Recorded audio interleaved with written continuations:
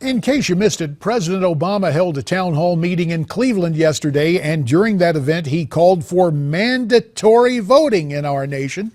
You and I have talked before about the fact that voting is already mandatory in Australia, and I explained why that's not a civic virtue, but instead an assault on freedom. To me, it's simple. You have the right to vote, but you also have the right not to vote. And that right of non-participation, as well as that of participation, should both be preserved.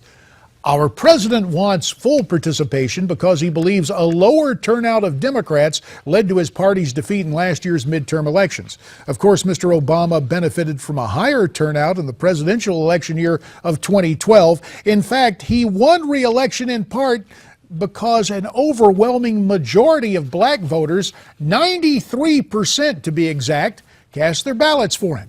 With only 6% of African Americans voting Republican in the last presidential election, it's easy to see why the president believes he can build majorities through mandatory minority participation.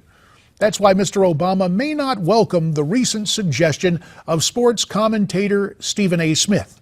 2 days ago, speaking at Vanderbilt University's Impact Symposium, Mr. Smith detailed what would have a profound impact on politics and the black community.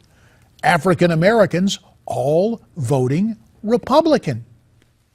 I have often said, and I'm not talking about President Obama, I'm just talking about the times we're living in. I have often said that from a political perspective, what I dream is that for one election, just one, every black person in America vote Republican.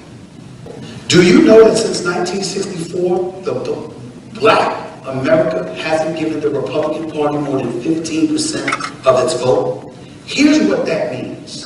What that means is one party, the black folks in America are telling one party, we don't give a damn about you. They're telling the other party, you got our vote. Therefore, you have labeled yourself disenfranchised because one party knows they got you under their thumb, the other party knows they'll never get you, and nobody comes to address your interest.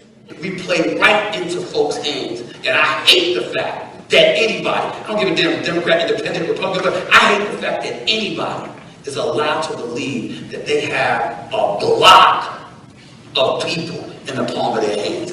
It is that presumption that someone holds the African American vote in the palm of their hand that Stephen A. Smith finds so troubling, and yet, in the case of the Democrats, it is so true. In fact, that electoral lock leads several Democrats to play the race card, even those who are white. For example, yesterday, Illinois' Dick Durbin on the Senate floor ostensibly coming to the defense of Attorney General nominee Loretta Lynch, but instead making a malicious charge against Republicans. And so, Loretta Lynch, the first African-American woman nominated to be Attorney General, is asked to sit in the back of the bus when it comes to the Senate calendar. That is unfair. It's unjust. It is beneath the decorum and dignity of the United States Senate. This woman deserves fairness. The irony here is that there would be no fairness for African Americans if Loretta Lynch is confirmed. Now, here's why. Ms. Lynch made it clear during her confirmation hearing that she would help implement President Obama's executive amnesty. It's bad enough that such an action is unconstitutional, but what makes it unconscionable is the fact that black unemployment is already disproportionately high.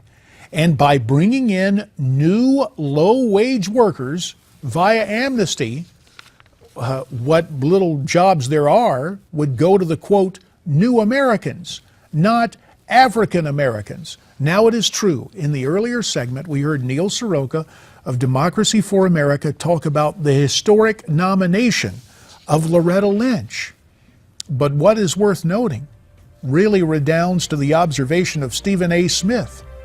African Americans have to sit and wonder, is the Democratic Party really looking out for their interests? That's the way I see it.